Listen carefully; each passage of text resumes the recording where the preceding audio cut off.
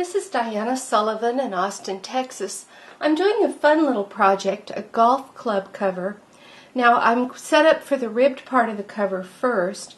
I'm on the tightest tension on the ribber. I'm on the tightest tension on the main carriage.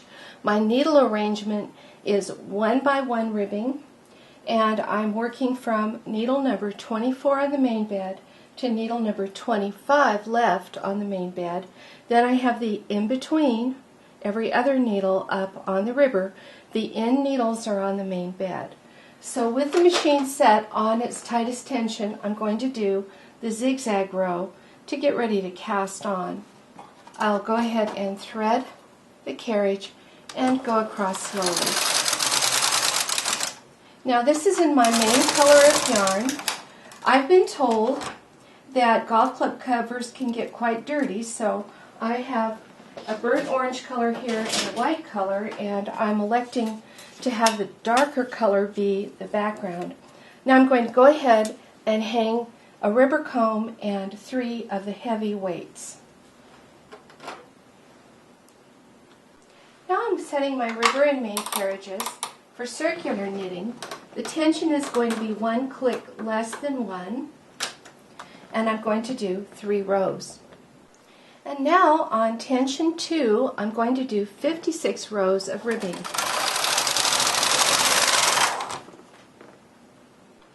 Once my ribbing rows are done, I need to transfer all of the stitches up to the main bed needles, and I just do that with the double-eyed transfer tool. There aren't all that many stitches, so it goes quickly.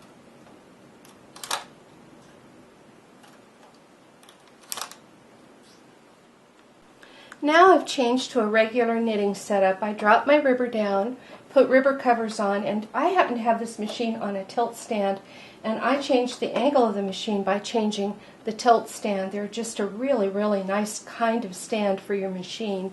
I changed my tension to tension 6, and I'm just going to knit 2 rows with this burnt orange.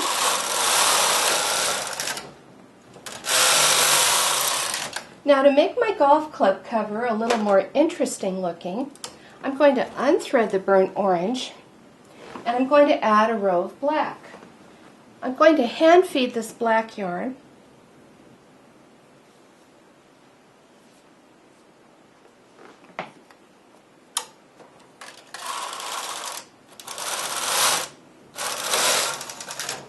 And then I'm going to clip it because I'm only putting 1 row in. And also, to dress up my golf club cover a little bit, let me put clothespins on these ends. I'm going to put 1 row of white yarn in before I put the number on. Now with golf club covers, you need to mark them somehow because the golfer doesn't really want to hunt through their golf clubs to find the club they want. They don't want to have to remove all the covers every time they're looking for a certain club. So this is going to be club number 1, and I'm going to do a Fair Isle 1 in it.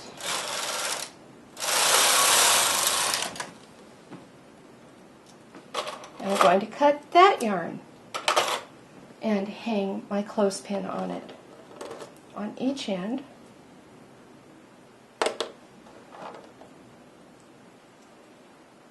Now I'm going to do 1 row with the rust colored yarn before I start putting my number in. It's not really rust, burnt orange. My plan was to just put 1 on my cover. So let's go ahead and program the machine. My machine is on, and I'm going to press step and clear the pattern that's in it right now. Then I'm going to look at my little cheat sheet that I drew and figure out which pattern had the 1, and it happens to be 922, so I'll put in 922. Then I hit step. Now I was on selection number 2. I just want 1 of these, and so I'm putting a 1 in. It asked me how many of them, so I'm just putting in 1 and press 1, enter. Then it wants the position. Well, my number 1 is 8 stitches wide, and it's going to be from number 4 to number 4, left and right. So it's centering it, and that's fine. That's just what I want. and then step, and then it wants to know about another motif, and I'm going to tell it 0 because there's only going to be 1 1 on my little project. So then I hit step, and it goes to ready.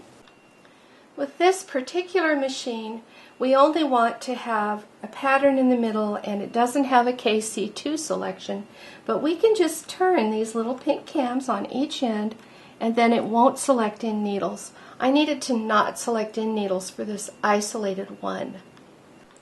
Now it's time to do one row with my dial set on KC, and it will select a few needles right in the middle for this number 1.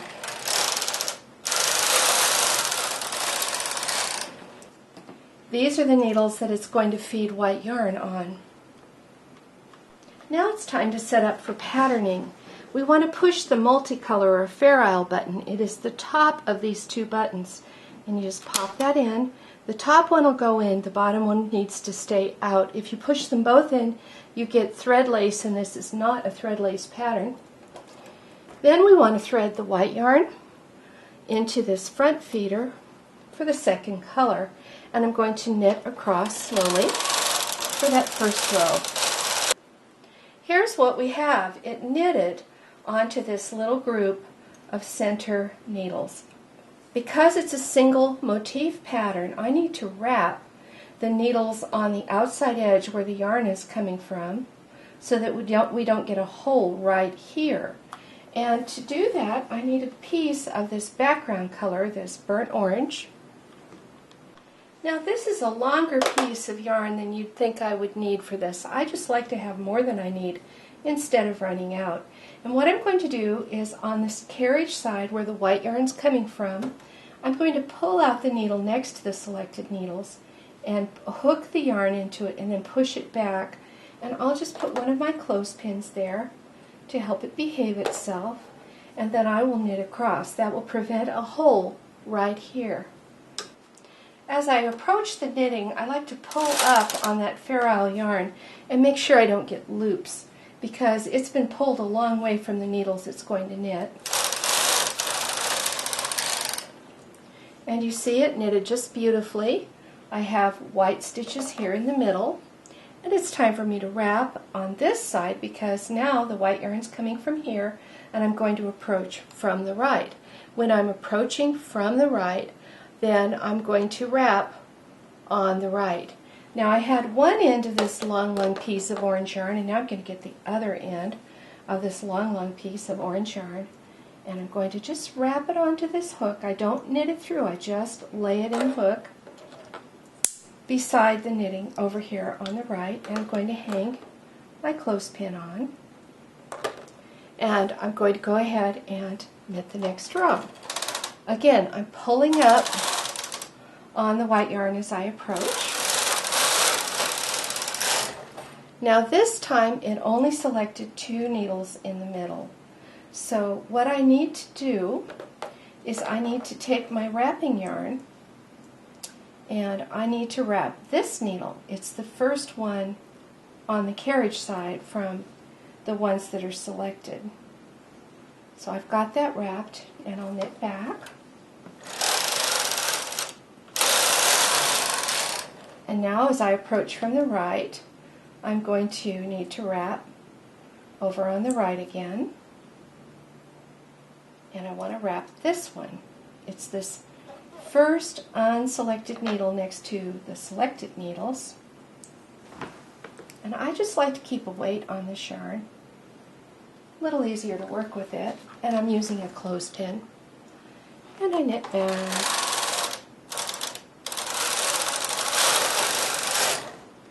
Wrap on this side. Knit across. Wrap on this side.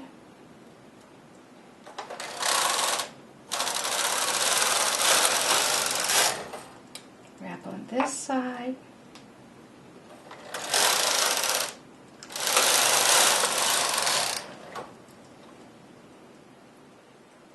Wrap over on this side.